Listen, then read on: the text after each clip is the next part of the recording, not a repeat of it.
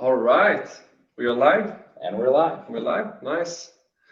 Hello, everyone, and welcome to this webinar featuring myself, Christopher, and Mark here from WhistleSystem, where we're going to focus on communication and the way the rules and tools have changed. We're going to give it just another minute before we get started here, just to ensure that we have people coming in, give them that extra second before the event. Some people join before, some people join a minute late, so we're just going to give it a little bit of time here. Hopefully you like our setup, just sitting here together in the Ziik office, and Mark came all the way over here as well, so it's super nice to On the bike. on a rainy day in Copenhagen. I'm glad I came about an hour ago. Yeah. So about everything had time to dry up a little bit, including the glasses. I came in here with like completely fogged glasses, so looking a lot better than when I came about an hour ago. Yeah, it's good. So cool. We're 1 minute past. If people join, people are going to join. So let's get started with what we're going to do here today. This webinar is going to focus a lot on communication, but we're going to especially focus on what has changed in the last couple of years. We're going to look at some of the criteria you need to have and understand what you need to do, what you could do in order to make a response until this changes. And we're also going to look at the benefits. So it's quite exciting to have Mark here with me as well. Quick introduction of myself. My name is Christopher. I'm head of partnerships here at Ziik. And what I do in my day-to-day life is essentially taking care of all our partnerships that we have with different technological partners, such as Mark here from WhistleSystem, but also resellers and referrals and other types of business activities. I've been with the company for about 6 years, so a lot of experience within communication, of course, thanks to that. So I'm really happy to be here as well and have a background in restaurants. That's essentially where I'm from. Mark, why don't you introduce yourself? Absolutely. So Mark, founder and CEO of WhistleSystem. When I'm not talking to Chris, we are helping companies within the EU implementing their digital whistleblower system. And we have done so even before the EU directive. So this is something that we've been following for a long time. I think that's the short, and but that's not what we're going to talk about today. No, I mean, it's part of it, right? Because you're coming from a background with a lot of experience with legislation. So that's also why we have you in here today. But let's get started with what we have today. Of course, we're going to share a little presentation with you guys as well, so you're able to track and see what's going on with what we're talking about. So it's just not going to be us two talking here and you won't really have anything afterwards.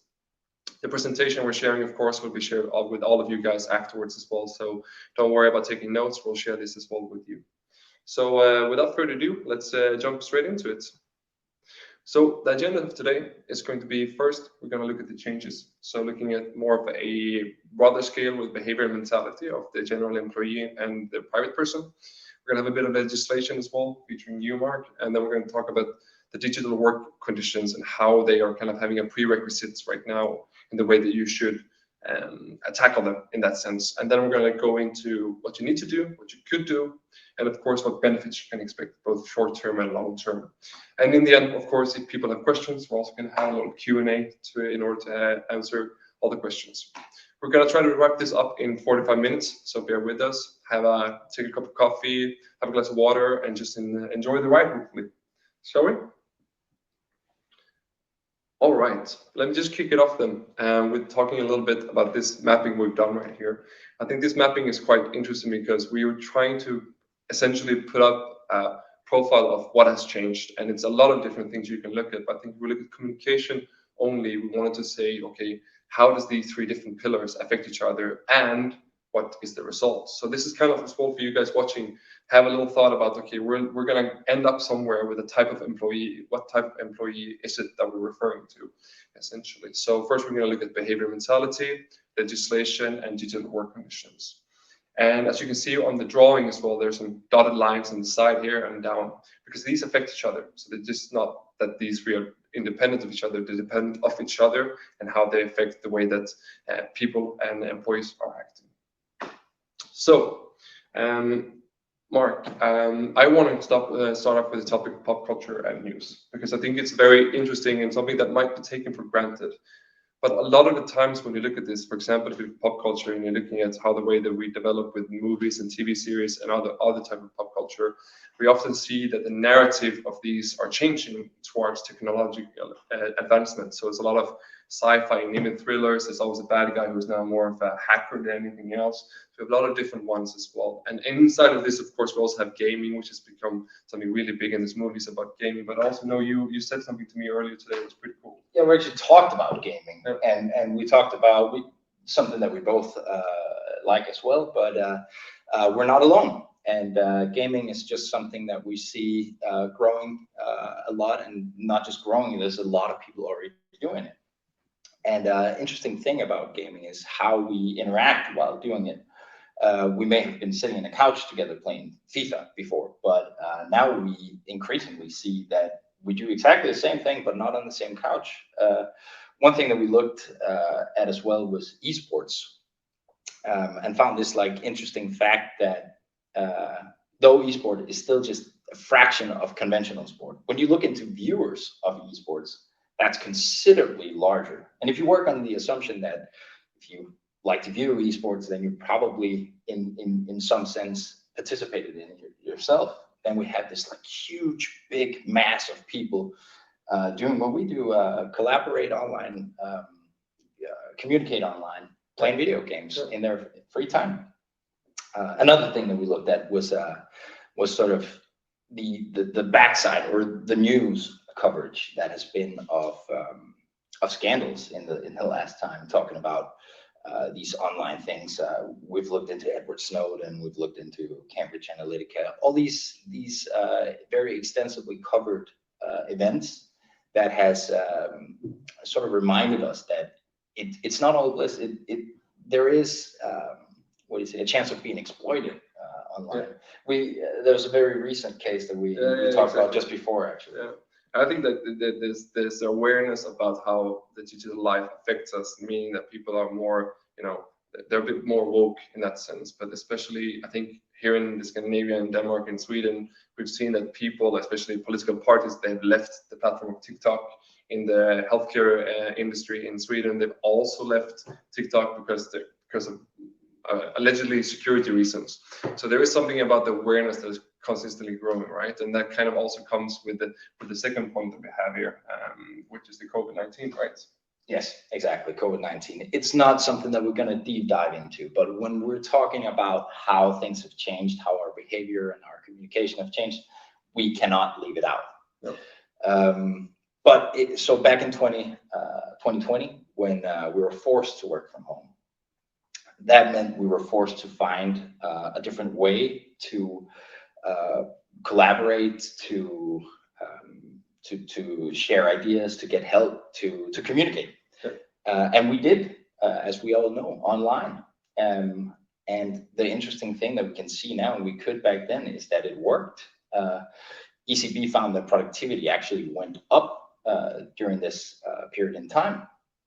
There's a million different statistics on this, but the interesting thing is that we think that it did something to our mentality. It actually showed us this is a way that we can work together. We can work and communicate online, and it works. Yeah. And I mean, a lot of more options was introduced as well, right? The fact that we're doing a webinar right now is something that boomed completely during this time, and as well of online meetings and different sources of chats and everything. So it's a lot of things just came out there. So there's so many selections of different communication tools out there now as well, I think, which is quite interesting. And I think it also leads us over a little bit to this, what we've written in the parentheses, corporate online identity. And I just want to remark online identity. What we mean with that is essentially for the last 12 to 15 years, with all the different social media apps that is out there, we've essentially established an online identity of who we are on Instagram, on Facebook, with all the WhatsApp groups that we have and everything else, and also different communities that we're building, like on different topics. There's Reddit and everything. So we're consistently increasing our engagement, communicating a more high frequency than we ever did before. And with that now is kind of leaning in, like we have LinkedIn, right? And then you also know you said about how it also fits in a work life now. And that was the interesting thing, we thought. So the whole online identity built that has been for the past decade or more, actually more. has sort of started moving into our corporate life or our work life. That's why we've written the corporate online identity, following our online identity on social media. And that's really interesting because we're not just talking about the LinkedIn page, like we said. That's one thing, or a resume, that's one thing. That's not a new thing. But what's new is the way we communicate, our online identity, how we write in these new tools, how we act on a webcam, how we talk when it's on a webcam and not in real life. And that has changed quite a bit, or we have to change with how we work like that. And that's something that will be consistently affected by how we use social media in our private life as well. Where things like quick interactions and instant reactions is just core effects that we see. And it's going to be exciting to see how much that's going to affect our what we call corporate social identity. I mean, I think a lot of times it already has, right? Like we should be well connected right now on our corporate side as well, for online identity. And I think that there's many different tools, like learning tools and project management tools, that allows us to build these type of online identities on their work life as well. That is kind of summarizing the point one, that there is a lot of things happening around us that affects the way that we behave and our mentality towards it. So of course, with behavior and mentality, there is something that's always going to pop out with it, because when we have people talking about these topics, we have all of our politicians have to take action. And I think this is something I'm going to lead over to you, because we're talking about legislations. Exactly, legislation or rules, if you want. Something that's constantly changing with the world around them. But what we've talked about and what we've looked into is what happens when legislation in this digital field is changing. And I'll not be getting into what any of these laws are actually saying. Yeah. Don't worry. But the interesting thing is what we've seen observing these laws from the very beginning. Of course, a specific area for me, we've actually brought 3 examples representing sort of the past, or the near past, the present, and the future. And we're going to start with the present for 2 reasons, which is the whistleblower law, for 2 reasons. One, it is right now, with this year being the last year you can implement it and then be compliant. And 2, that's what we've been following since the very birth of this law. And back in 2019, when we first started working with this, we of course started talking to employees, to companies, and what we found, or were met with, was almost exclusively, what is this? We don't need this. We don't rat each other out here. We don't have snitches in our organization. At the time, right? This was already a legislation that was set to be invoked, right? Exactly. Yeah. This was already passed here, or it was passed in the EU, and then later in the local. Yeah. But that doesn't change the fact that this was legislation now, and this is what we were met with almost exclusively. Of course, there was the larger companies and the early adopters who got the intention with the law from the very beginning, and it was like that for around 2 years. And then just suddenly it changed, so that what we started hearing was, wow, great, you're telling us this is a good thing. This is really something we could use. This is something we would like to offer to our employees. And the interesting thing is the switch in mentality, complete switch in mentality, that came from not buying the intention of the law completely, thinking this is exactly the opposite of what the intention is, to after 2 years, after it's sort of saturating in the market, changing the idea to exactly the intention of the legislation. If you look back at GDPR, think about it.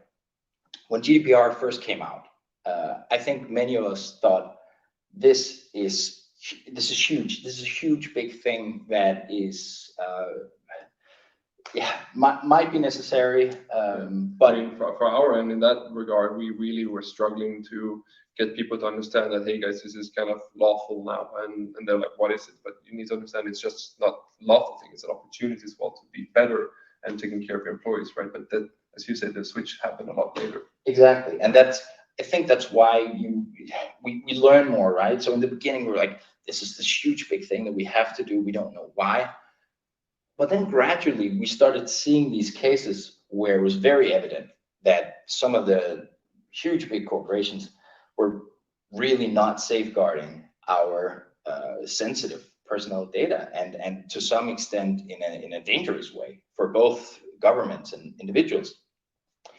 And if you think about it now it's some time after. Does it still feel the same way? Does it actually feel kind of good to be protected in some way? I know what I think, but it sort of illustrates the same mentality change, and that leads to the point going forward, which is that legislation might be able to tell us something about the future. Maybe not if you look at the perception at legislation right now, but if you look at the intention, and then if you think our observations sound, then if you look at the intention, then that might be what we're going to think in the future. And that's why we sort of wanted to mention the last example, the EU, the artificial intelligence legislation, which is not passed yet, but it can be interesting. Yeah. It can be interesting to follow in the future, because it might tell us something about what we're actually going to think about artificial intelligence and our beloved chat GPT exactly. in the future. Yeah. So to sum up, legislation might tell us something about what we're going to think in the future, but it might also tell us about what we're going to think in the future. Yeah. So there's lawful point to it, but also about like seeing opportunities in the laws, and reading the intention can also put you in the forefront as a company, essentially. Exactly. Yeah, I like that. So cool. Moving on to our third point, then, that kind of binds it a little bit backwards, and it's something that we've looked at quite a lot to make people understand that there is digital work conditions that you need to fulfill, and you're not fulfilling it for your own sake as an administrator only. You're doing it for your employees. You're doing it for multiple reasons, which we kind of try to cover in a very short sections. And I think that one of the things here we're looking at is look at the hardware development. Hardware meaning, look at, for example, you register today if you're going to a store. Most of the times it's going to be a small little iPad, and this iPad has a lot of depth in what you can do with it. Look at our phones, the smartphones. We can use it and utilize to find information and everything that's going on with it. These type of developments allows us now to perceive digitalized work conditions in a way different way. And I think it just matters so much to have that in mind, that it's not just about 10 years ago, okay, phones were banned from work. Today they can be a tool, a resource for you to use to make everyone more productive and feel more included. And then if you look at the social media, which is kind of going together here with a little bit of the with the online identity, but look at what it originally was made for. It was made for us to connect. And now we're super connected with everyone around us, and we have multiple platforms in which we connect and communicate consistently. And of course, it's become more commercial driven and more video driven as well. Of course, it's also telling us a bit about where we're heading towards in terms of what type of communication. But I think that it's such an important topic to understand, that if we're so ever connected on our private side, well, what is then the digital work condition and the requirements, quote unquote, for a company? And I think that there's three really important things to have in mind here. And when you're looking at the changes, people are used to instant information. So they're super used to having, being able to Google something very quickly. As well as that, you also have the fact that you're going to be able to be included in many different communities. So when you think about your workplace, are people included in your workplace when they're on site, meaning at work? And are they not included when they're outside of work? Is it a possibility they can be included by creating channels in which they can partake when they're not at work, or maybe if they're working for somewhere else and maybe they're changing a region and location and they want to catch up on what's going on? How do you invoke a culture and a community within work?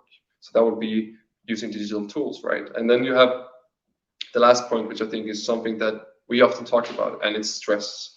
digital stress, it is a thing, guys, and you're going to look and you're going to see it's going to just explode. And if you look at the research for it, it's just out there. And one of the stressful factors is that we always need to be so responsive. If we need to be so responsive in private life, how is it then for work? Well, can we balance it out as well? Because the one thing we've really seen internally here at Ziik is that we see your employees will always find a way to communicate with each other. So if you have not prepared a way for them to communicate, they will find a way. And most likely, like 90% of the time, it's going to be private social media. So that means that on private social media for both essentially your work and for your private life. And if that happens, well, then it's really bad situation. I just noticed that we just lost a little bit of our camera time here, but instead I'm going to bring up the presentation so you can hear our lovely voices, but you won't be able to see us for right now. Well, so the idea here is essentially there are some different requirements you need to take into regard when you're a company today. So absolutely. That has led us to the question that we discussed a little bit before, but just to bring it together, you can see everything affects everything. So nothing here is excluding each other. And Mark, can you tell us a little bit what we've written here on the big square? Absolutely. So we went through the sort of the three topics or three areas that we looked at. The whole behavior mentality, the legislation, the interaction between the two, and then what I think is a pretty awesome term that we sort of came up with a little bit, which is digital work conditions, and sort of how they interact, and that they all lead to something that we wanted to call digitally conscious employees.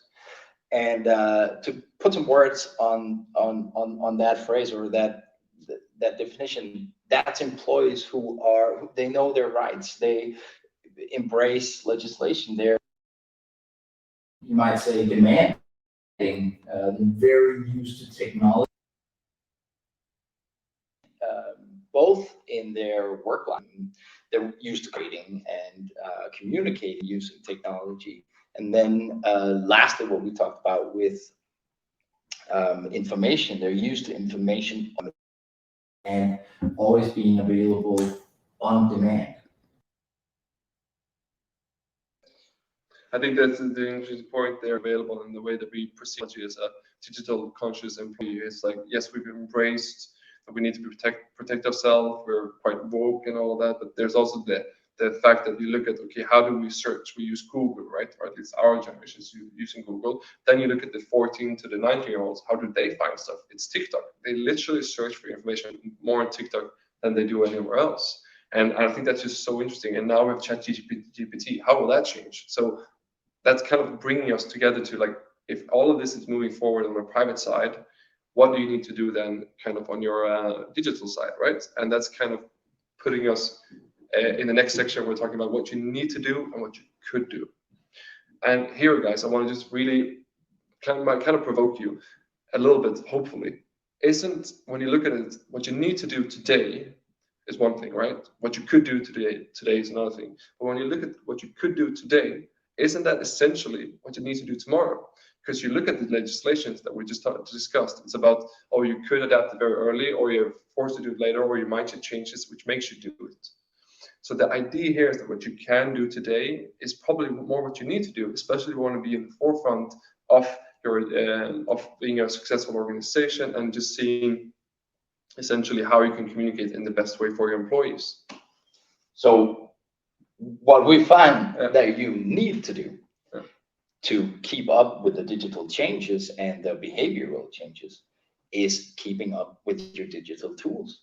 If your digital tools are not keeping up, then your productivity will not keep up. Then your employee well-being will not keep up. And the online culture that is becoming so important in our private life as well, and exceedingly in our corporate life, will not keep up. So that means that this digitally conscious employee equals or means adopting the right digital tools. Yeah, exactly. And so then the question kind of becomes here, and I think everyone is thinking here, so what are the right digital tools, right? It's kind of big question. Exactly, and it's a very good question and something we talked about. How are we gonna answer to this? And we don't think that two organizations are the same. No, all companies are different. All employees are different. So we can't and won't tell you what exactly the right tools are. You know that best because you know your organization better than us.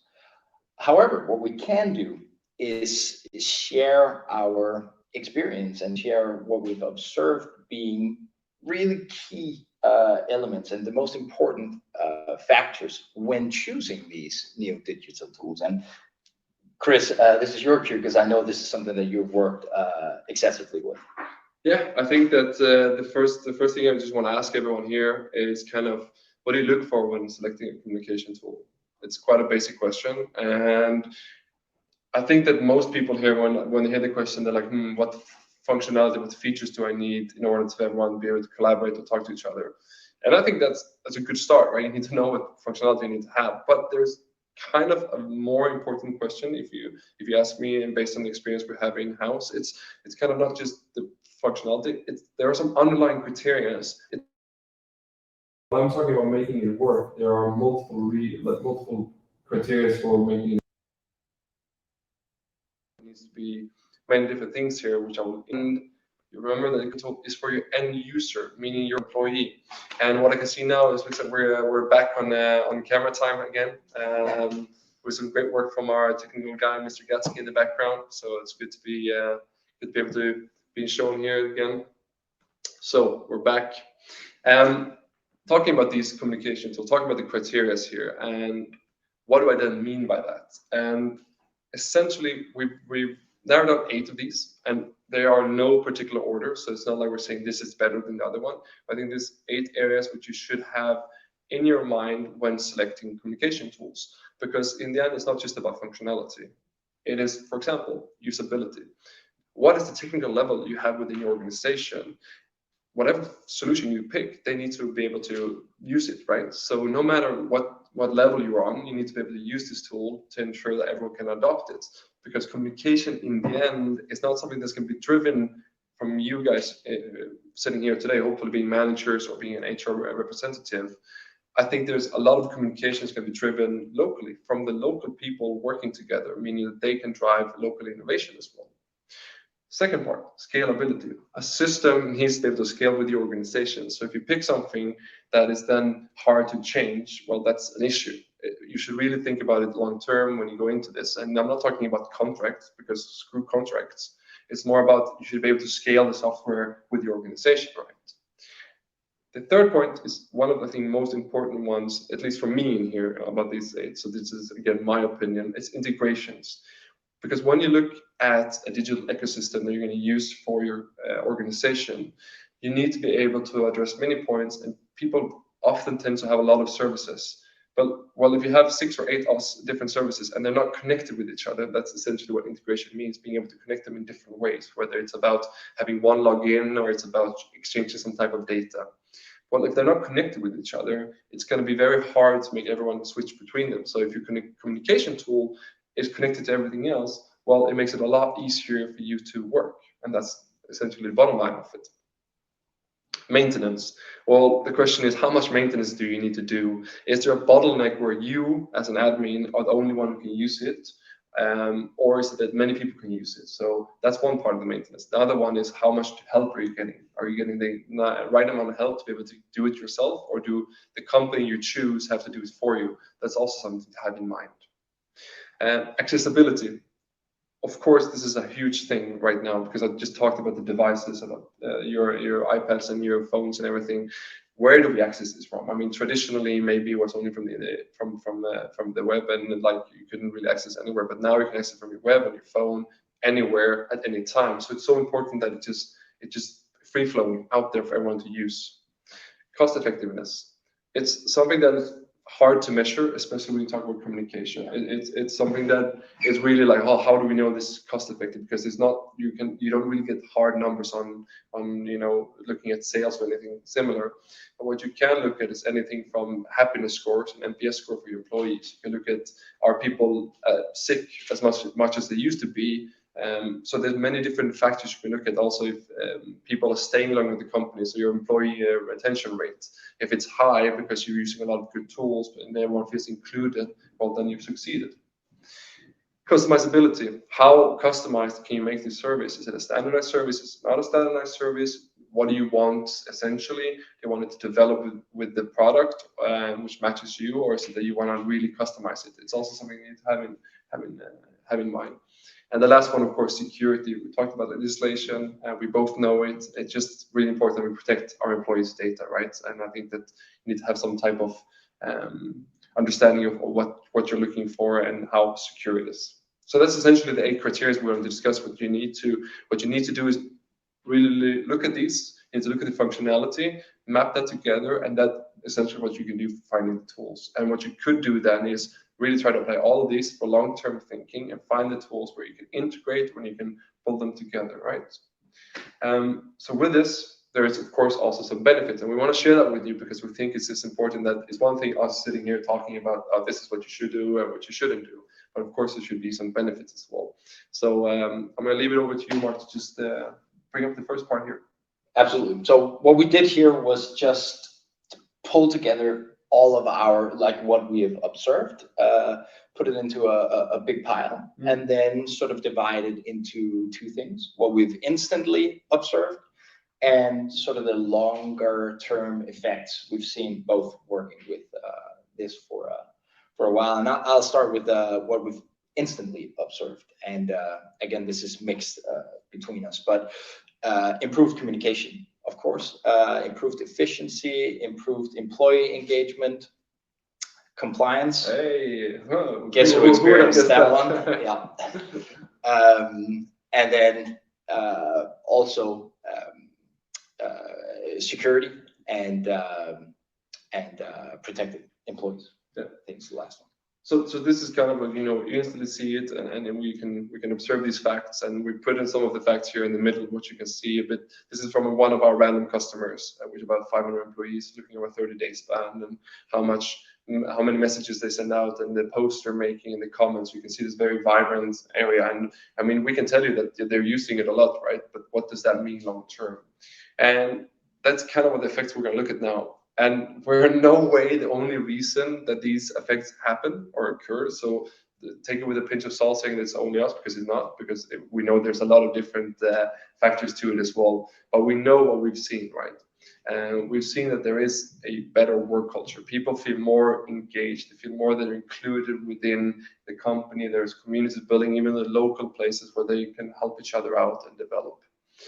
Second thing, employee well-being. Well, if you can separate private life from work life by using communication tools to ensure that there is that stress factor left over, if you can use your email inbox primarily for like external contact and use your communication tool for internal, you're reducing stress all over the organization, because you ensure that people know, if I'm a manager at 9 p.m. in the evening, I don't want to be contacted and then have to open my private messages and then people can see I've been online. It's just such a stressful factor. Higher employee retention rate. Again, this is something that is not just our companies and the thing that we've been working towards, but it's what we see as well is that people are more happy when they feel like they are connected, and that's essentially it, right? Purpose-driven employees. If you feel like you can participate, you can take ownership, you can help out create a better environment wherever you work, in a store, in a restaurant, where you can help make other decisions to just do your work from day to day, all of a sudden they feel like they're part of something bigger. If the CEO is sending out a huge news about this store doing awesome things, well, you feel, damn, I want to be that person who gets that kind of feeling. And that gives you purpose-driven employees. And there's a feedback culture that's fostered, because all of a sudden we have systems like WhistleSystem that allows people to feel like it's good to come with feedback, and it's good to be speaking up. And that's kind of part of the woke mentality we have. We should speak up. We should treat each other right. And then also that kind of leads into the motivation to create a safe workplace, because you feel you are taken care of. You feel like there's a way to come with feedback, both good and bad, of course. And that way you feel like there's, I'm happy and I'm safe at my workplace. Yeah. So that's kind of summing it up for us, what we've observed, what we want to take you guys through. So we're taking a little bit journey where, what are the changes over the last couple of years in 3 different areas? What you need to do, aka what you could do, which is, as we said, what you need to do today, what criteria you look at, not just functionality, understanding that part of it, and also kind of what benefits you can draw from. So with that said, of course, we want to open the floor up for a little bit of questions, because I think that is one thing to listen to us ramble on for 30 plus minutes, but to be able to ask your own questions about these topics can also help you guys get a little bit of clarity. So happy to receive any questions in the chat. So if you have any questions you would like to ask us about these topics, please feel free to just write them out there, and we'll try to take them one by one. I can start by saying that it's not raining anymore in Copenhagen. I'm just looking outside the window. So if anyone has a question about the weather, then no need to ask it. No need to ask it, right? Yeah. And either way, whilst we have people writing questions, so we have a question in. Okay, so Stan is asking a bit about pricing. It was a bit of a different question than they would have anticipated. But I think, yeah, at least I think what we do at Ziik is essentially we don't do lengthy contracts. It's kind of part of what we just discussed before, that we want people to use our communication tool. And the only way you can use it is if you get employees on board using it. That's why we have the criteria. So with that said, like, we have a basic user fee per month, and there's no onboarding cost, no support cost. All of that is included. So that's essentially what we're talking about.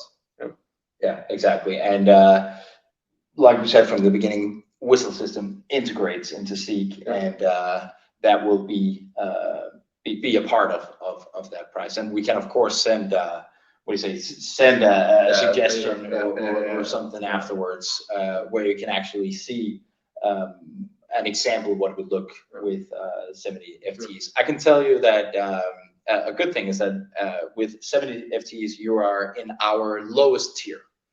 So it will be the lowest price. So that's a good thing. But I think spinning it off from more pricing and just staying on the topic of communication in that sense, I think it's just one of the things that is so important with the system. And we're always trying to brag about it, but whatever system you choose to communicate with, try to ensure that they are easy to use, because in the end, I'm kind of reiterating the same thing here a bit, but you're not going to be the primary user of people sitting here. Most likely, it's going to be the ones on the floor and the restaurant, wherever they are. So if they can adopt it easily, it's a good thing for you guys, because it means they're going to create the kind of natural ways to communicate.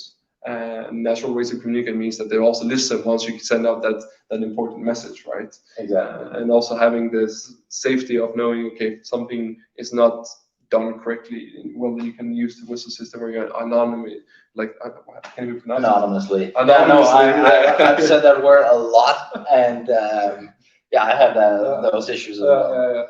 And being to be able to report that feedback anonymously really will help an employee feel that you have that safety net, right? So it's pretty cool. So let's see if we're hearing other questions. Otherwise, I think we're going to give it a little bit. Here we go. Another one from Mr. Steen again. Yeah, that one's for me. It says, do you get pushback from employees when rolling out a system like WhistleSystem? You mentioned at the beginning that some people find it snitching, or rather found it snitching. That's not something that we hear anymore. And when talking to our customers, really, no, that's not something that we've experienced, because I think it's been, more accepted that this is something that we need to have. And it's actually something that's good for us. It's just an extra voice if something is really, really wrong. It's internal. It goes to the management, and the important thing is as well, is to stress that this is only for when something is incredibly wrong and you are scared about, what might happen to you if I disclose this internally. And I think that's what we talk to our customers about when initiating the dialogue, and I think that's what communicated to employees as well. And I think that sort of mitigates that whole, is this ratting on colleagues? It might not even be colleagues. It could be a dangerous situation in the warehouse, or it can be many things that that belong in a system like that. So no, that's not something that we've experienced. And it kind of goes, at least from what I heard earlier, it kind of go hand in hand with the fact that we're also having a different mentality, all of us. Like we want to be a part of something where we feel more connected with each other, we feel safe, right? So it's something good to have more, and I think it's an add-on to what you can offer as a company more than anything else. So it's one thing to see it, oh, damn it, we need to have this, versus saying, okay, so we know we need to have this. What else can we get done with this type of system? Because you can look beyond it, right? Have different mindsets saying, like, is it glass half full or half empty? Then you can use that and leverage that into a lot of different perks as well. Because I think you mentioned that some companies even use it a bit more like, hey, you can also put in your tips here if you don't want to put them in as with your full name, right? You can just put in the tip here if you're worried if it's going to be anything that people won't like, and then you can put it in. And actually, one other point that I just sort of remembered is that, so do we get pushback from the companies that we're working with? We might have, if in the beginning they rolled this out, when they themselves thought this way about it, that it might be snitching. Yeah. But that company back then probably wouldn't adopt this. But we've seen multiple cases of talking to that same company 2 years later, where they're saying, okay, we're ready for this. We see the point. We're ready to roll this out. Yeah. So I think it's about also your own perception of it. So that was just a bit. Exactly. So we have 2 questions here. Let's try to wrap this up in 4 minutes. What segments do you use your solution targets? I think it's a very easy one. Mostly, like mostly it's the mobile workers, people who are not sitting by desk for Ziik. I think you guys are offering it to really these employee sizes of what's going to happen with legislation need to be anyone with above 50 users this year needs to get a WhistleSystem. Yeah, right. Yeah. More than 50 employees, and then this is relevant. But we actually see in some cases that it's relevant because people are buying into the intention or the benefits of it. So we also see it in companies with less, but sort of if you were to pick a segment, it would be more than 50 employees in the EU. Does Ziik offer a ship planning system combined with an internal communication platform? We're in search of a system where we can combine these two. I think this question kind of goes back to what I've discussed a little bit more before about integrations. Look, we are not going to say that we're going to be the best at everything, because we're definitely not. We try to do communication and information really, really well. So we have really great partners which we can do deep integrations with to ensure we have a free flow between the 2 systems. So if you're looking for something like that, Sandra, please just reach out afterwards. We can discuss more details. And if you feel like this is not for you, then of course we can get you in your own what's it called? On another way, because it's like we're not going to sell anything that doesn't work for you. I think that's the important thing to matter. Mette says, sell it to me a bit. Why is it better than Office 365? Are we talking? I'm guessing we're talking. I think that's Ziik. Ziik more. I think the Office 365. The reason why it's kind of hard is if you imagine that you have a castle, so Office 365 is a castle. You go into the castle and you are like this behind the walls, and in here you have a lot of different things you can do, so many different cool configurations. It requires a lot of time to set up, and you have all these configurations that you can do, and you can do it in a suite solution, which is super nice. The problem though is that now you're stuck within these walls. So what if you need something else that's not in here? Or what if the demand changes because technology is moving forward? So what we're kind of saying is that we're best of breed doing one thing really well. So we go outside the wall, we have a field of crops, and we have different suppliers everywhere. And with connections, with integrations, well, then you can just, connect with each other. We don't want this one anymore, we add this one. And most of the time, it's just easier configuration doing that and try to set it up, and it requires less manpower and less of a bottleneck. So I think would definitely be something I would recommend. So I hope that answers your question, Mette, that it's more about being able to pick the solutions you like and then handpick them back and forward, instead of being one where you have to configure everything over a large time period. Done okay now. Yeah. Hope the metaphor works. Alan is asking a bit about Ziik over Slack, over Monday, and Basecamp. So Basecamp is primarily project management, so it's very different from what we do, communication and information. And with Slack over Ziik, I think Slack is a lot more directed to people working at desks and with a quicker chat. But Ziik can also be a tool you add to that, because it's one thing to have quick chats with integrations to the different documents you're working in. But what about being able to post what's happening with the company, the new events coming out, where do you store all the information? If you put that into Ziik, everyone knows where they can find that, instead of being all over the place.